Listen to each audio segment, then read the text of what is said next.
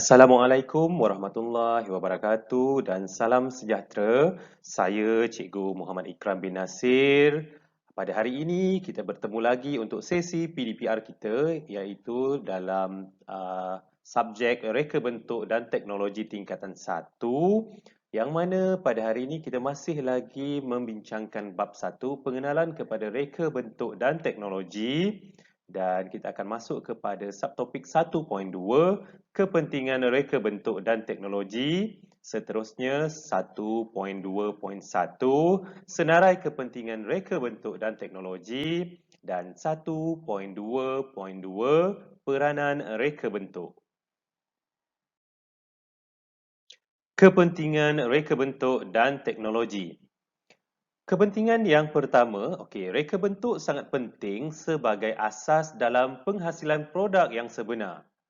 Seterusnya, yang kedua, reka bentuk produk seharusnya dapat memberi kebebasan kepada pengguna untuk memilih menggunakan produk atau perkhidmatan mengikut cita rasa, kemampuan dan keinginan mereka.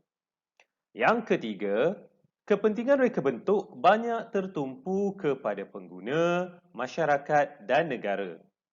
Dan yang keempat, sesuatu reka bentuk sebenarnya tercipta bukan daripada seorang pereka sahaja. Ia datang daripada gabungan kemahiran beberapa pakar dalam bidang masing-masing. Kita teruskan dengan 1.2.1 senarai kepentingan reka bentuk dan teknologi. Di sini ada 6 senarai kepentingannya dan kita tengok satu persatu. Yang pertama, menyumbang kepada perkembangan teknologi moden. Seterusnya, yang kedua, menyumbang kepada pembangunan sosial, sains dan perniagaan. Yang ketiga, memenuhi kehendak individu dan masyarakat. Seterusnya, yang keempat, memudahkan urusan kerja melalui pengubahsuaian. Yang kelima, memupuk nilai invensi, inovasi dan kreatif. Dan yang keenam, membuka laluan kerjaya dan pekerjaan. Terdapat banyak kepentingan reka bentuk dan teknologi mengikut bidang, pengguna dan sektor. Bidang tersebut terbahagi kepada sub-bidang seperti paparan berikut. Kita tengok sub-bidang yang terlibat. Yang pertama, dalam bidang industri, ia melibatkan keuangan, mesin, pembinaan, penghilangan dan perlombongan.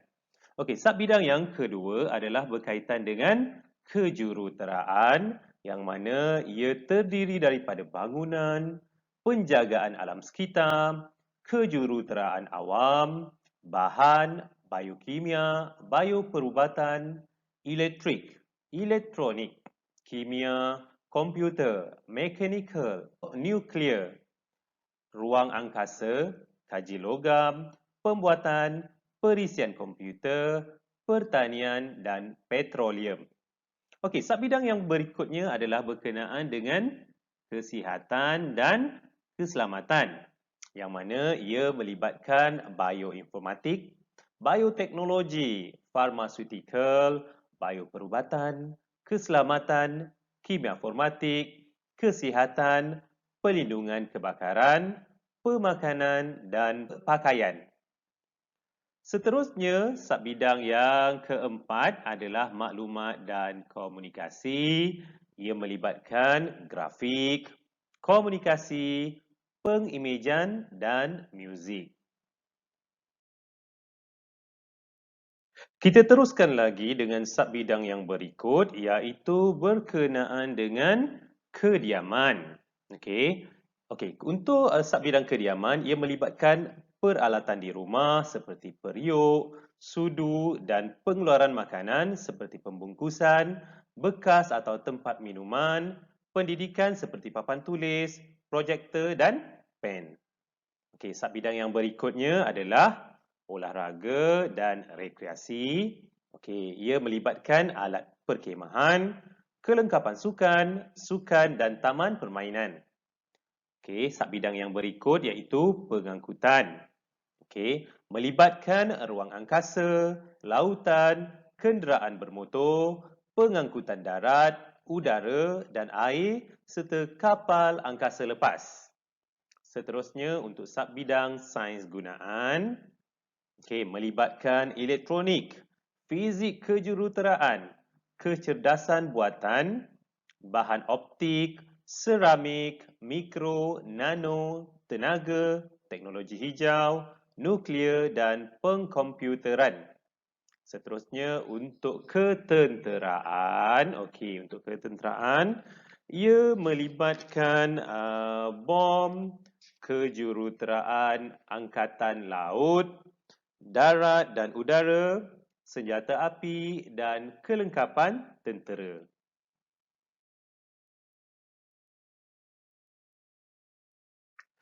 Kita teruskan dengan subtopik 1.2.2 peranan reka bentuk.